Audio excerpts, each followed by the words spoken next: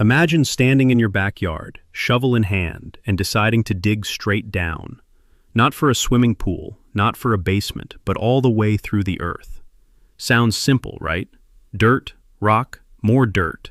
Keep going and eventually pop out the other side, perhaps in China if you're in North America. But let's walk through what would actually happen if you tried to dig a hole through the planet. At first, it's easy, just you and the topsoil, maybe a few worms disturbed by your ambition. But not far below, the digging gets tougher. You hit rock, then harder rock, and soon specialized tools and heavy drilling equipment are required. Temperatures start to rise. By the time you're just a few kilometers deep, still nowhere close to the center, it's already hot enough to boil water. The deepest humans have ever drilled, the Kola Superdeep Borehole in Russia, went just over 12 kilometers down. It took 2 decades and had to stop, not because they ran out of ambition, but because the heat and pressure became too extreme.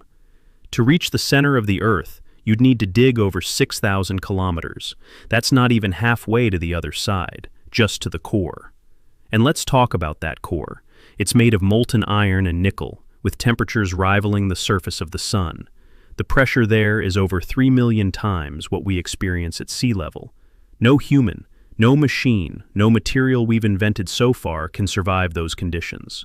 So your tunnel would need to not only resist incredible heat and crushing pressure, but also somehow avoid being swallowed by shifting magma or collapsing under its own weight.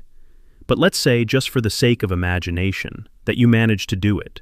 You now have a tunnel stretching from one side of the Earth to the other. What happens if you jump in? At first, gravity pulls you down, accelerating you toward the core. You'd pick up speed, faster and faster, until you reach the center, where gravity balances out in all directions. You'd then coast past the core and start slowing down as gravity from the other side begins pulling you back. If there were no air resistance, you'd oscillate like a pendulum, back and forth, forever. But we do have air, and lots of it. The deeper you go, the more the air compresses, becoming dense and hot.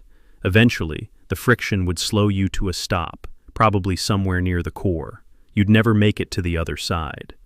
And that's not even accounting for the fact that Earth rotates. Your tunnel would have to somehow curve with the spin to avoid slamming into the sides. Also, you'd need to solve the small issue of drilling through oceans, tectonic plates, and the mantle, one of the least understood parts of our planet. It's like trying to tunnel through a living, shifting, boiling machine. So could you dig a hole through the Earth? Technically, maybe. But practically, not in a million years. The challenges are vast. The science is daunting, and the technology doesn't exist yet. But it's still a beautiful idea. A straight path connecting 2 ends of our world, a gravity-powered slide through the planet itself. A dream buried deep, just like the tunnel that never was.